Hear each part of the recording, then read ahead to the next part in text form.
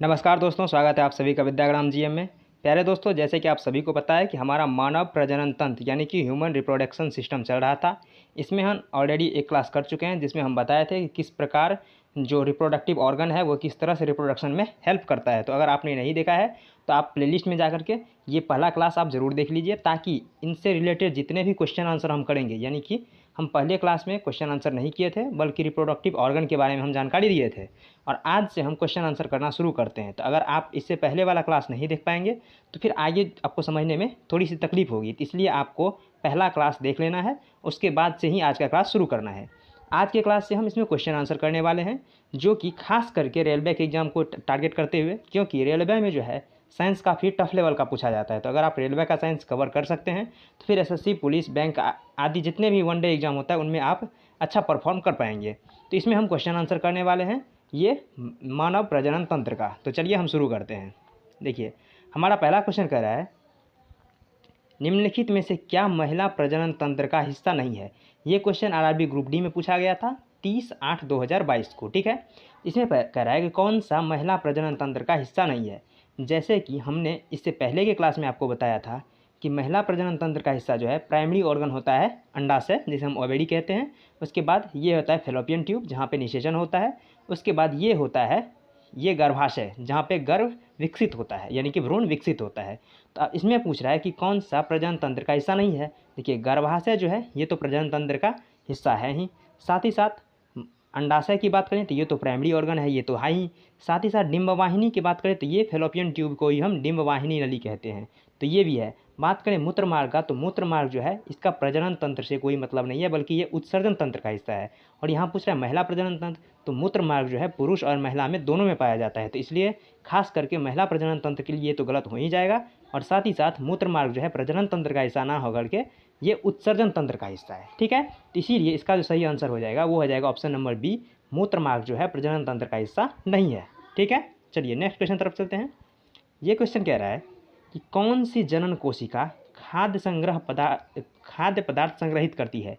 ये question RRB group D में ये 1/9/2022 को पूछा गया था, और काफ़ी लोगों ने इसको गलत किया हुआ था, क्योंकि जिन्होंने एनसीईआरटी पढ़ के गया था वो काफ़ी बेहतर से इसको सही कर पाया, लेकिन बाकी के लोग इसमें कंफ्यूज हो गए कि एक छोटी छोटी जो जनन कोशिका, मादा कोशिका होती है, उसमें खाद्य संग्रह कौन कर सकता है। तो इसका सही आंसर हो जाएगा ऑप्शन नंबर बी, मादा जनन तंत्र। यानी कि नर जनन तंत्र जो है ये बहुत ही छोटा पाया जाता है। अगर आपसे क्वेश्चन में पूछे कि मानव शरीर का सबसे छोटी कोशिका कौन सी है, तो वो आपको शुक्राणु कोशिका हो जाएगा, और ये गतिशील कोशिका होती है, तो इसमें किसी भी प्रकार का खाद्य संग्रह नहीं होता है। बात करें मादा जनन कोशिका का, आपसे अगर पूछे कि मानव शरीर में सबसे बड़ी कोशिका, तो वो हो जाएगा मादा जनन कोशिका, यानी अंडाणु कोशिका। ठीक है, उसी जगह अगर लंबी कोशिका पूछे तो वहाँ तंत्रिका तंत्र का कोशिका हो जाएगा। ठीक है, तो मादा जनन कोशिका जो है ये एक तरह से कह सकते हैं कि ये शुक्र जनन कोशिका से काफ़ी बड़ा होता है। मान लीजिए शुक्राणु अगर इस आकार का है तो मादा प्रजनन कोशिका जो है कम से कम इतना बड़ा होगा, तो इससे आप अंदाज़ा लगा सकते हैं कि ये कितना अधिक बड़ा होता है। तो ये जो मादा प्रजनन कोशिका होता है यानी मादा जनन कोशिका, इसमें खाद्य संग्रह होता है, यानी कि जिस तरह से ये निषेचन होगा उसके बाद थोड़ा बहुत जो है पोषण के लिए इसमें से खाद्य जो है वही काम में लेता है। तो इसलिए इसका सही आंसर ऑप्शन नंबर बी हो जाएगा, मादा जनन कोशिका जो है खाद्य संग्रह करती है। और इसके हिसाब से देखा जाए तो ए बी दोनों, तो ये तो गलत हो जाएगा, इनमें से कोई नहीं, ये भी गलत हो जाएगा। और नर जनन कोशिका जो है ये गतिशील कोशिका है और ये खाद्य संग्रह नहीं करता है, जबकि मादा जनन कोशिका खाद्य संग्रह करता है और ये गतिशील कोशिका नहीं है, ये अगतिशील कोशिका है। ठीक है, चलिए नेक्स्ट क्वेश्चन देखते हैं। ये क्वेश्चन हमारा कह रहा है कि डैश अंगों में वृद्धि व विकास के पश्चात गर्भ यानी फीटस बन जाता है। गर्भ कह लीजिए, या फिर आप इसे अगर नॉर्मल भाषा में कहना चाहें तो आप भ्रूण कह लीजिए। ठीक है, तो उसका विकास किस कोशिका से होता है। तो देखिए यहाँ हो जाएगा ऑप्शन नंबर ए, भ्रूण। हाँ देखिए, ये जो भ्रूण अंगों में यानी कि भ्रूण में विकास के पश्चात जो है वो गर्भ बनता है। गर्भ यानी फीटस बनता है। भ्रूण के बाद फिर गर्भ बनेगा, उसके बाद फिर एम्ब्रियो, उसके बाद फिर फीटस, फिर छोटे चाइल्ड, इस तरह से जो है विकसित होता रहेगा। तो ये जो भ्रूण है, भ्रूण के वृद्धि और विकास के बाद ये फीटस बनता है यानी गर्भ बनता है। आपने यहाँ पे जो फिगर देखा होगा, एक सेकेंड, आपने जो क्वेश्चन देखा इसमें ये हिस्सा जो है इसे हम गर्भाशय कहते हैं। इसको गर्भ नहीं कहते बल्कि गर्भाशय कहते हैं।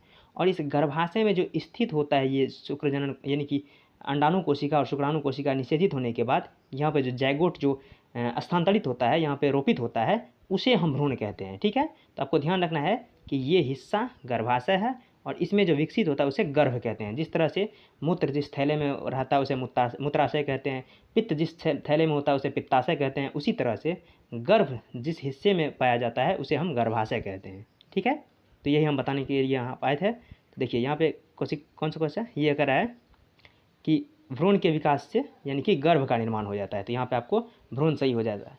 बात करें बी का, तो ये प्लेसेंटा जो है ये बच्चों में जो पोषण देने का काम करता है, यानी भ्रूण को पोषण प्रदान करता है। अंडाणु की बात करें तो ये जो है मादा जनन कोशिका का जो है पहला कोशिका है, यानी मादा जनन कोशिका। युग्मनज की बात करें तो जब अंडाणु प्लस शुक्राणु, जब अंडाणु और शुक्राणु आपस में मिलते हैं तो उसे हम युग्मनज कहते हैं। ठीक है, चलिए तो नेक्स्ट क्वेश्चन तरफ चलते हैं। ये क्वेश्चन कह रहा है मांस से गर्भ यानी फीटस को पोषक तत्व की आपूर्ति डैश के माध्यम से होती है।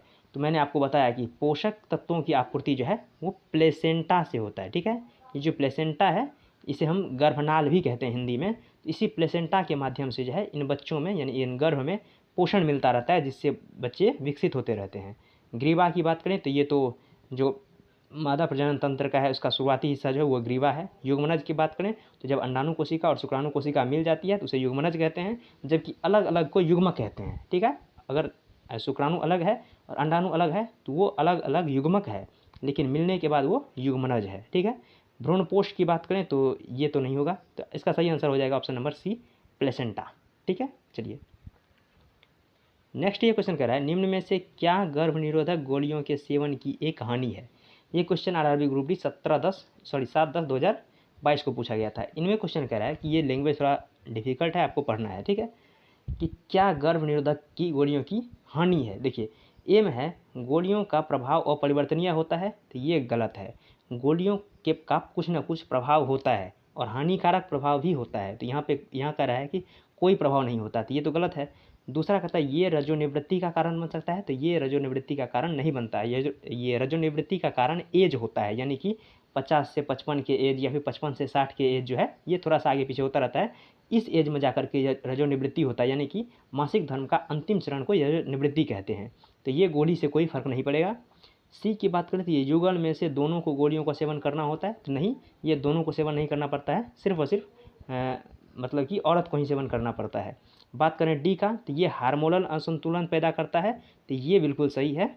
ऑप्शन नंबर डी जो है ये बिल्कुल सही है, क्योंकि इन गर्भ निरोधक गोलियों में भी हार्मोन ही पाया जाता है जो हार्मोन शरीर में बनना चाहिए था उसे नष्ट कर देता है। तो इससे हार्मोन असंतुलित हो सकता है, यानी हार्मोनल असंतुलन पैदा हो सकता है।